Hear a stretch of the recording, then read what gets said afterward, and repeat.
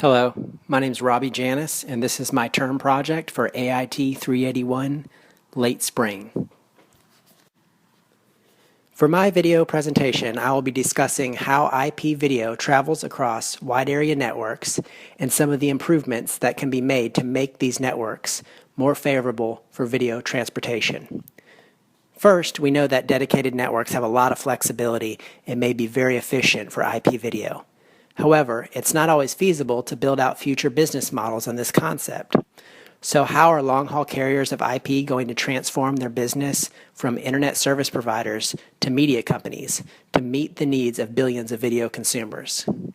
For this presentation, we'll be looking at a high-level overview of how IPTV, video on demand, and streaming video clips will make their way from content creators to the consumer's homes by either unicasting or multicasting, the technologies that will support this transition, and the trends that are pushing it.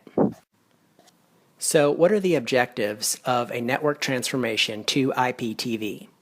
Number one, quality of service. This has traditionally been approached using an ATM backbone transport method, which has the ability to control the amount of bandwidth, keep data separate for other users, and ensure adequate bandwidth throughout the network. However, this method has a lot of overhead and a new approach is needed. A LSP, or label switch path, is a signal path through the network between two routers.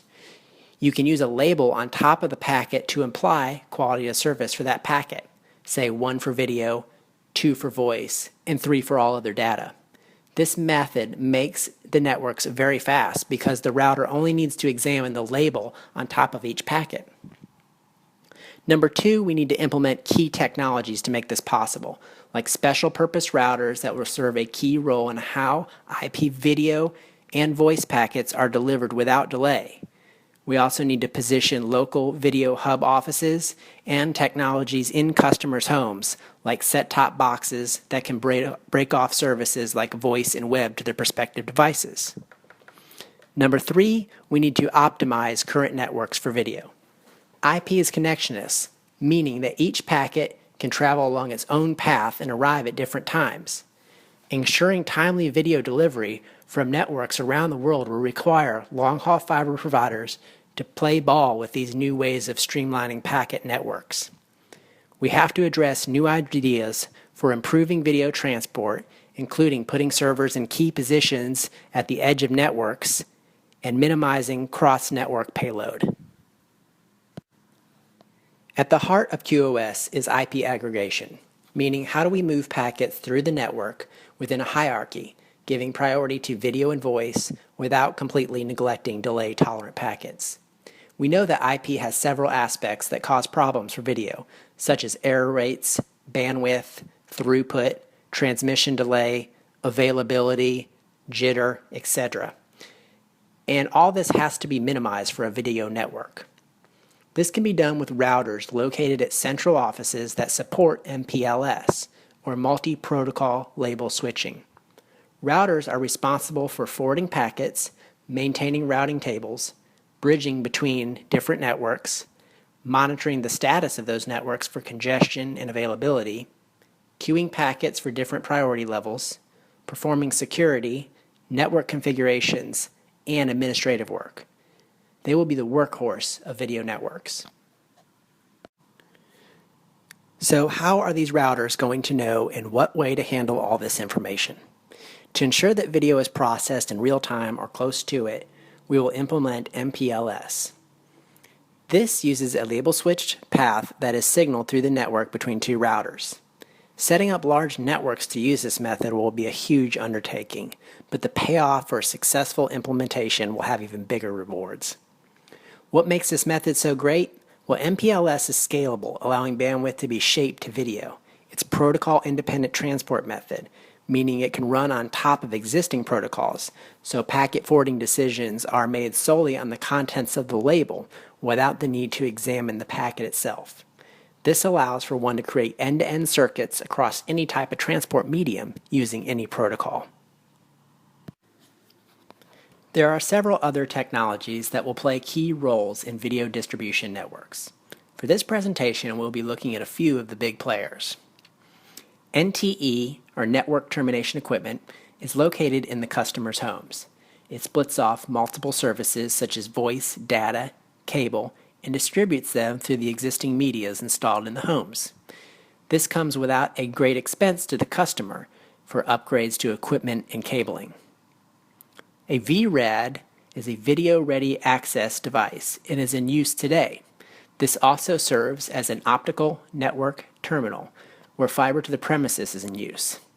This device brings large bandwidth to the neighborhood and can also serve as a distribution point for multicasting. A VHO, or Video Hub Office, is where local programming and commercials can be inserted. All the final cuts and editing are done at this point. The equipment at this location would include encoders, IP encapsulators, and grooming equipment. This may also be a point for billing system servers, data storage, or even DRM rights management equipment at the local level. An SHE, or Super Head-End, is similar to the SHO but on a national level.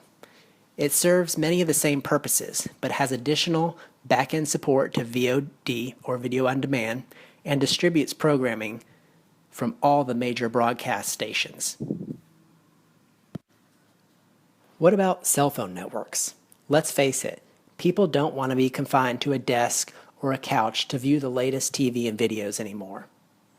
How can we mimic private networks' video on demand or IPTV broadcast model on a wireless platform? One idea is to move content to the edge of the network, closest to the consumers. What if you could have all the newest viral videos or primetime TV loaded right to the cell tower base station? If we implement a multicasting model, this would significantly reduce the burden on the core network. It would, however, add to the demands of the router. Multicast routers would have to have extra processing power to copy the IP video packets that need to be distributed. And it would also add to the wireless bandwidth and frequency demands. But compared to the cost of the last mile in a telco network, this can be an attractive option. One node could feed all the consumers for miles around, and it would be on private spectrum that's less susceptible to interference and security concerns than in open source wireless technologies. All the consumers would have to do is tune into a different frequency channel to catch up on news or any other IPTV. This concept would make it easier to route priority packets right to the source. Think about how much pressure would be relieved from networks if video is delivered from the head end, stored at a cell tower node, and distributed wirelessly to mobile users or even their homes.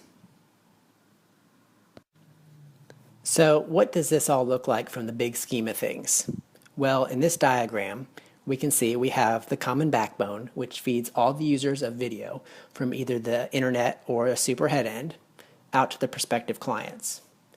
We still have our connections to IP voice, wireless networks, and the internet through the backbone.